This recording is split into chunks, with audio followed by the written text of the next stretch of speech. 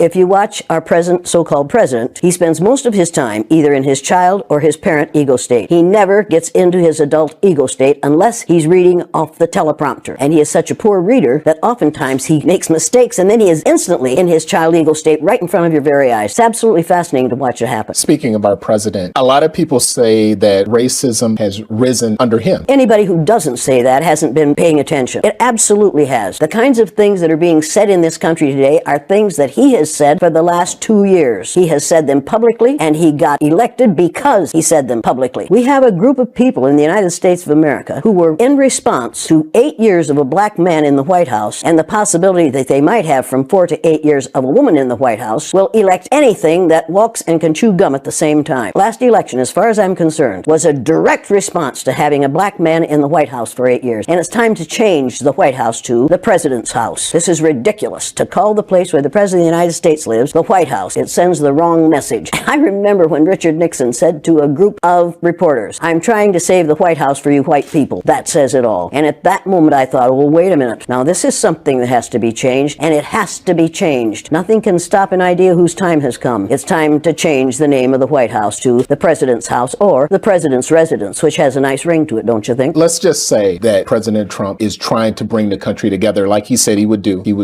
Wait a second. He's trying to bring the country together. How would he go about doing that? Resign. If he really wants to bring the country together, all he has to do is resign and take his, with him, the second in command, the vice president. That would bring the country together. But right now, the only way he can bring the country together is put somebody else in the president's office. He does not know how to be a president. He does not know what legislation is about. He does not know how to do this job. He didn't intend to get this job. And had it not been for the Electoral College, he wouldn't have this job. Mrs. Clinton won the popular vote. The only reason we have this person as a president of the United States right now is because the members of the Electoral College didn't do what that Electoral College was designed to do. Thomas Jefferson designed that to make sure that no one who was unfit for that office would ever be elected president of the United States. The Electoral College last year absolutely defeated that. You criticized President Trump. Did I?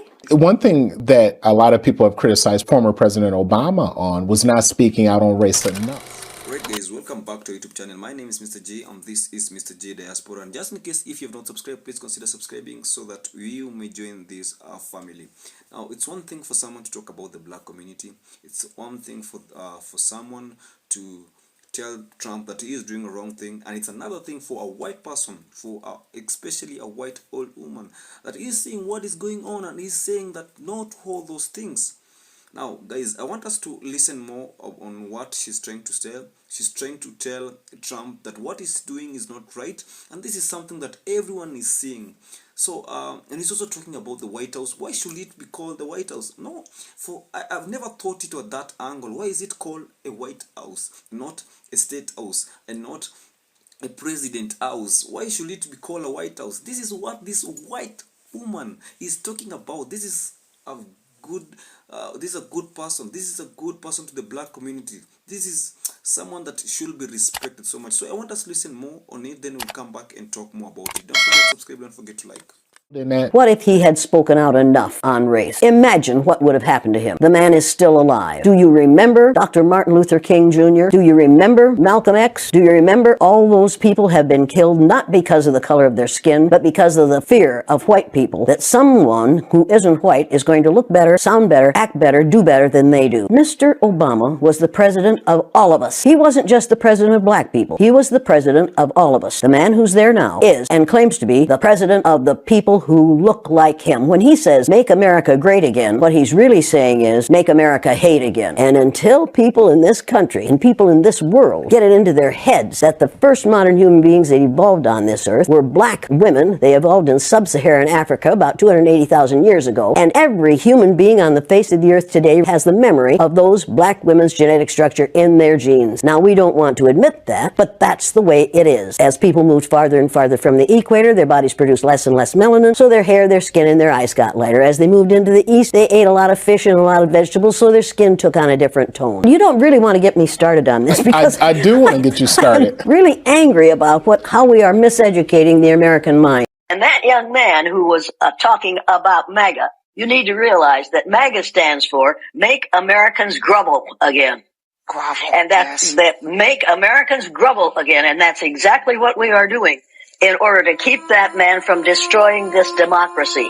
That is the problem, people. He wants to destroy this democracy. He wants to turn it into either an oligarchy or a theocracy. And this is a man who talks theocracy, who holds the Bible upside down.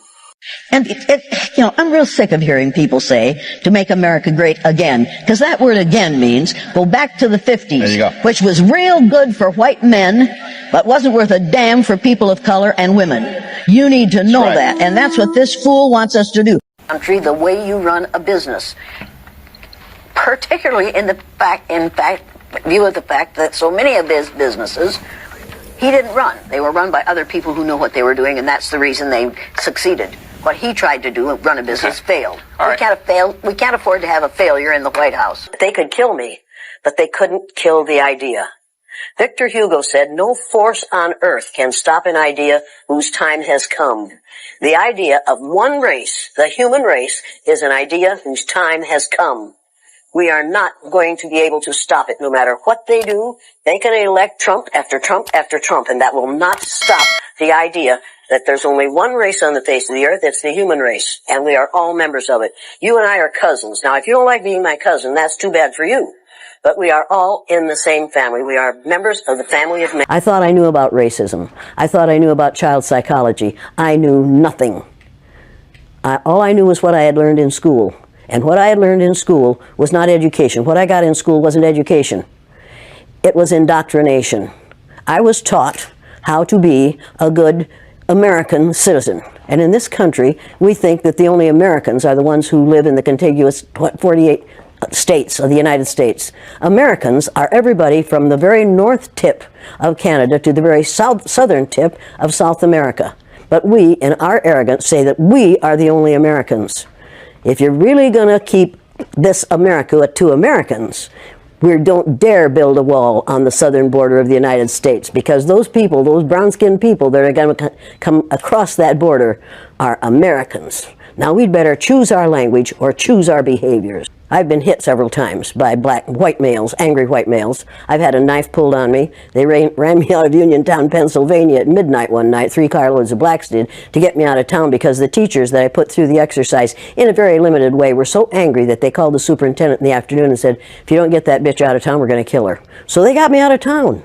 First time I've been scared, and the last time I've been scared. Because I found out that day that they could kill me, but they couldn't kill the idea. Victor Hugo said, "No force on earth can stop an idea whose time has come." The idea of one race, the human race, is an idea whose time has come. We are not going to be able to stop it no matter what they do.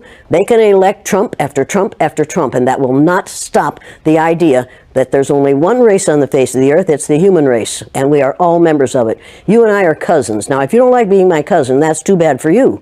But we are all in the same family. We are members of the family of man. You say that all whites are racist. Can you expound on that, please? Any white person who was born, raised, and schooled in the United States of America, if you aren't a racist, you're a miracle.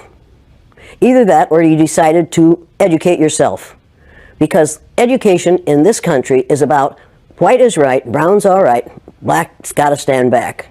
Yellow's mellow, but whites, we educate in a way that says that white males have done all the adventures, have made all the adventures, have done all the discovering, have made everything that is good and has been accomplished according to social studies, which is actually anti-social studies, by white males. It's a lie. But we do that in order to maintain the myth of white superiority. The myth of race has to be maintained at all costs in this country.